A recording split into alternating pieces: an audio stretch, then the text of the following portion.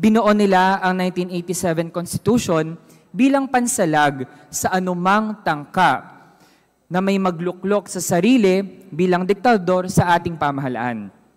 Sa ngayon, Mr. Speaker, tuloy-tuloy pa rin ang mga hakbang para baguhin ang 1987 Constitution sa pamamagitan ng People's Initiative o di naman kaya ay Constituent Assembly. Administrasyong Marcos Jr.